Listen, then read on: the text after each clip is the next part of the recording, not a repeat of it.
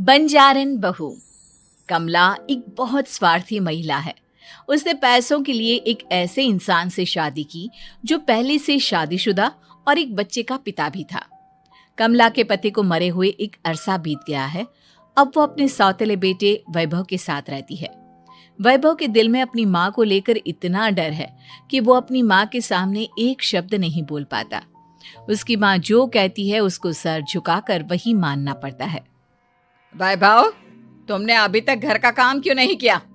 तुमसे कितनी बार कहा है कि सूरज निकलने से पहले तुम घर की साफ सफाई पूरी कर दिया करो। वैभव कुछ नहीं बोलता, चुपचाप सर झुकाए अपनी माँ की बात सुनता रहता है। तभी पास में खड़ा नौकर सुखराम कहता है, मालकिन, वैभव बाबा को रात से तेज बुखार है, इसलिए वो सुबह जल्दी उठ नहीं पाए। उनके बदले मैं घर की साफ सफाई कर देता हूँ। इसे कोई बुखार नहीं है। मैं इसे अच्छी तरह से जानती हूँ। ये सब काम न करने के बहाने हैं। सुखराम काका, बोल दो इसे, सारे घर का काम यही करेगा। और इससे समय पर अपना काम पूरा नहीं किया तो इससे आज का खाना भी नहीं मिलेगा। मगर मालकिन, वैभव बाबा की सच में ही तबीयत खराब है, आप एक बार देख तो लीजिए। कमला बिना कुछ बोले वहां से चली गई और बेचारा वैभव तेज बुखार में भी काम करता रहा। कमला वैभव की शादी एक ऐसी लड़की से कराना चाहती थी जो अनपढ़ हो और कमला से इसी तरह डरे जिस तरह वैभव डरता है, ताकि वैभव की सारी जायदाद और धन दौलत उसकी मुट्ठी में रहे। लेकिन आज के जमाने में ऐसी लड़की मिलना मुश्किल है। कमला कार में यही सब कुछ सोचती जा रही थी कि तभी रास्ते में, अरे ड्राइवर, तुमने कार क्यों रोक दी? और ये इतना शोर कैसा? मैडम, आगे कुछ बंजारों का खेल चल रहा है, इसलिए भीड़ लगी है। मैं अभी भीड़ को साइड में करवाकर कार निकालता हूँ। ड्राइवर भीड़ को साइड करके कार निकालने की कोशिश करने लगा कि तभी कमला की नजर रस्सी पर चल रही एक फुलवा नाम की बंजारन पर पड़ी। क्यों ना मैं इस बंजारन की शादी वैभव से करा दूं? ये तो अनपढ़ लग रही है, मेरे पैरों तले दबकर भी रहेगी। मुझे अभी इसके माँ बाप से बात करनी होगी। ये सोचकर कमला ने उन बंजारों से बात की और उन्हें शाम को अपने घर बुलाया। फुलवा के माता पिता वहां उसे लेकर आ गए। उन्होंने इतना आलीशान घर पहले कभी नहीं देखा था। अच्छा हुआ आप लोग आ गए। देखिए, मुझे घुमा फिरा कर बात करने की आदत नहीं है, इसलिए सीधे सीधे मुद्दे पर आती हूँ। मुझे आपकी बेटी बहुत पसंद है। मैं अपने इकलौते बेटे की शादी आपकी बेटी फुलवा से कराना चाहती हूँ। इसके बदले में आप जो चाहो वो ले सकती हैं। तभी फुलवा की माँ कहती है, ये क्या कह रही है मैम साहब? कहीं आप हमारी गरीबी का मजाक तो नहीं उड़ा रही ना? आप मेरे बेटे से मिल लो। अगर आपको मेरा बेटा पसंद आता है तो मैं कल से ही शादी की तैयारी शुरू कर दूंगी। सुखराम, वैभव को लेकर आओ। फुलवा अपनी माँ के कान में फुसफुसाती है, माँ, कहीं इस मेम साहब का छोरा पागल तो ना है? फुलवा अपनी माँ से बात कर रही होती है कि वैभव वहां आता है। फुलवा उसे देखती ही रह जाती है और उसके माता पिता उसकी शादी तय कर देते हैं। शादी वाले दिन किसी को फुलवा और वैभव की बेमेल विवाह की बात समझ में नहीं आती। फिर भी एक औरत कमला से पूछ ही लेती है, कमला जी, आपने अपने इकलौते बेटे की शादी देहाती गवार से क्यों करा दी?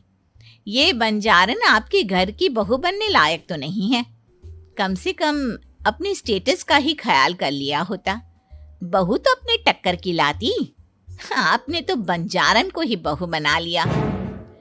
अब कमला को समझ में नहीं आ रहा था कि इस बात का क्या जवाब दे। वो कुछ देर चुप रही और सोच समझ कर कहती है, बहन जी, आपको तो पता है आजकल के बच्चे किसी की बात कहाँ सुनते हैं। मैं तो अपनी बहू एक पढ़ी लिखी और अपनी सोसाइटी की ही ढूंढ रही थी। लेकिन मेरे बेटे ने मेरे सामने इस बंजारन को लाकर खड़ा कर दिया। बोला कि मैं शादी करूंगा तो इसी से। अब भला मैं क्या करती, मुझे अपने बेटे के सामने झुकना ही पड़ा। कमला की ये बातें सुखराम भी सुन रहा था। उसने ये सारी बातें वैभव को जाकर बता दी। काका, मैं तो फुलवा को जानता भी नहीं, फिर माँ मेरे बारे में झूठ क्यों कह रही है? अरे बेटा, तुम कितने भोले हो, तुम्हें कुछ भी नहीं पता। तुम्हारे पिता अपनी सारी संपत्ति तुम्हारे नाम करके गए हैं। तुम्हारी माँ नहीं चाहती कि यह संपत्ति तुम्हें मिले, इसलिए उन्होंने तुम्हारी अनपढ़ लड़की से शादी करवाई ताकि तुम्हारी तरह वो भी अपने हक के लिए आवाज ना उठा सके। सुखराम काका, मैं क्या करूं, आप ही बताओ।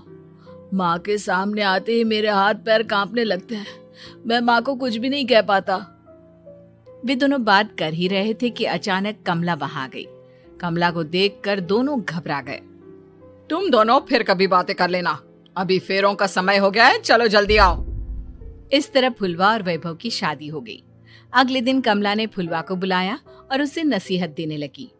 देख बंजारन, तुझे मैंने अपनी बहू बना तो लिया है, लेकिन तुझे इस घर में आँख कान मुंह बंद करके रहना होगा। घर का काम कर और अपने पति से मतलब रख, समझी? कमला का ऐसा रवैया फुलवा को बिल्कुल समझ में नहीं आया। उसने वैभव से इस बारे में बात की।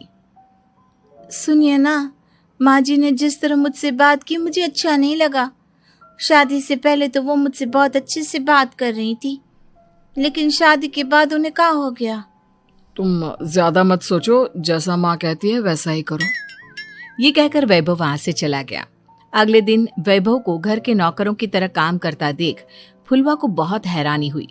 फुलवा ने इस बारे में सुखराम काका से बात की तो सुखराम काका ने फुलवा को सारी बात बता दी। अब फुलवा को समझ में आ गया कि उसकी सास ने एक बंजारन को बहू क्यों बनाया। एक दिन वैभव घर का काम कर रहा था, तभी उससे कांच की प्लेट टूट गई। किसने गिराई ये कांच की प्लेट? वैभव को वहां खड़ा देख कमला ने छड़ी से उसे मारना शुरू कर दिया। उसके पैर में कांच चुभ गया और खून बहने लगा, लेकिन फिर भी कमला उसे मारे जा रही थी। ये देखकर फुलवा ने कमला के हाथ से छड़ी छीन ली और तोड़कर फेंक दी। बंजारन, तेरी इतनी हिम्मत, तूने मेरे हाथ से छड़ी छीनी? कमला फुलवा को थप्पड़ मारने ही वाली थी कि फुलवा उसका हाथ पकड़ लेती है। ओ सस माँ, मैंने मॉम की गुड़िया ना समझ लियो। बंजारन हो बंजारन, ईंट का जवाब पत्थर से देना जानती हूँ। आज के बाद मेरे या वैभव जी के ऊपर हाथ उठाने की सोचियो भी ना, समझी ससु माँ? ये कहकर फुलवा वैभव को लेकर वहां से चली गई। उसने वैभव के पैर पर पट्टी बांधी, उसके आंसू पोंछे। वैभव ने पहली बार किसी के दिल में अपने लिए इतना प्यार महसूस किया। अब फुलवा वैभव का हर काम में हाथ बटाती, उसका बहुत ख्याल रखती। इस तरह दोनों बहुत ज्यादा नजदीक आ गए। वहीं दूसरी ओर कमला सारी जायदाद अपने नाम करने की साजिश करने लगी। और एक दिन, वैभव, जल्दी बाहर आओ। कमला की आवाज सुनकर वैभव और फुलवा अपने कमरे से बाहर आ गए। जी माँ, आपने बुलाया? ये ले, इन कागजों पर साइन कर दे। वैभव कागजों पर साइन करने ही वाला था कि फुलवा वैभव के हाथ से पेन छीनकर कहती है, ना वैभव जी, आप इस पर हस्ताक्षर नहीं करेंगे। आओ बंजारन, मैं तुझसे बात नहीं कर रही। ये बात मेरे और मेरे बेटे के बीच की है। चुपचाप पेन दे दे, नहीं तो तेरी खाल उधेड़ लूंगी। ससु माँ, बंजारन की खाल इतनी भी ढीली ना होवे कि कोई भी उधेड़ लेवे। जो यकीन ना आता हो तो देख ले उतार के। और हाँ, बंजारन जरूर हूँ पर अनपढ़ ना हूँ। मन्ने भी पता है कि किसी भी कागज पर साइन करने से पहले उसे अच्छी तरह पढ़ लेवे हैं। पेन देती है या नहीं? ये कहकर कमला फुलवा को मारने आई तो फुलवा ने कमला को धक्का दे दिया और वो नीचे गिर गई। कमला डरकर वहां से भाग गई। अब फुलवा ने वो कागज उठाए और वैभव के साथ सीधा वकील के पास चली गई। वकील ने वो कागज देखे और फुलवा को बताया, वैभव के पिता की सारी जायदाद और संपत्ति वैभव के नाम है, लेकिन वैभव की सौतेली माँ इस संपत्ति को अपने नाम कराना चाहती है, इसलिए इन कागजों पर वो साइन करा रही थी। तो अब हमें क्या करना चाहिए वकील साहब? वकील ने फुलवा और वैभव को सब कुछ अच्छी तरह से समझा दिया। अब दोनों घर पर पुलिस को लेकर पहुंचे। कमला पुलिस को देखकर घबरा गई। पुलिस ने कहा, आपके नाम की कंप्लेंट हुई है, आपको हमारे साथ थाने चलना होगा। कंप्लेंट? कैसे कंप्लेंट? आप अपने सौतेले बेटे पर बहुत अत्याचार करती हो, धोखे से सारी जायदाद अपने नाम करा रही थी। अब नहीं इंस्पेक्टर साहब, जरूर ये मेरी बहू की कोई साजिश है, इसने गलत कंप्लेंट की है। मैडम, शिकायत आपकी बहू ने नहीं बल्कि आपके बेटे वैभव ने की है। कमला वैभव का नाम सुनकर दंग रह गई। जिस बेटे ने कभी उसके सामने सर नहीं उठाया था, आज वही बेटा उसके सामने पुलिस को लिए आया है। वैभव, तुम्हारी इतनी हिम्मत कि तुम पुलिस को ले आए? हाँ माँ, मैं लाया हूँ पुलिस को, और मेरे अंदर इतनी हिम्मत कभी ना आती अगर फुलवा मेरा साथ ना देती। आपने बंजारन बहू को लाकर अपने ही पैर पर कुल्हाड़ी मारी है माँ। मैडम, अब की बात खत्म हो गई हो तो चलो हमारे साथ। वैभव, मुझे माफ कर दो, मुझे थाने मत भेजो। हाँ, आज के बाद मैं तुम्हें कभी नहीं मारूंगी, तुम्हें कभी परेशान नहीं करूंगी, मुझे माफ कर दो। वैभव अपनी कंप्लेंट वापस ले लेता है और पुलिस वहां से चली जाती है। वैभव अपनी सौतेली माँ से कहता है, मैंने पुलिस को वापस तो भेज दिया है, लेकिन मैं आपको माफ नहीं कर सकता। आपने बचपन से आज तक कभी मेरे सर पर हाथ नहीं रखा, हमेशा मुझे मारती रही, नौकरों की तरह बर्ताव करती रही। आप इस घर में नहीं रह सकती, चली जाइए यहां से।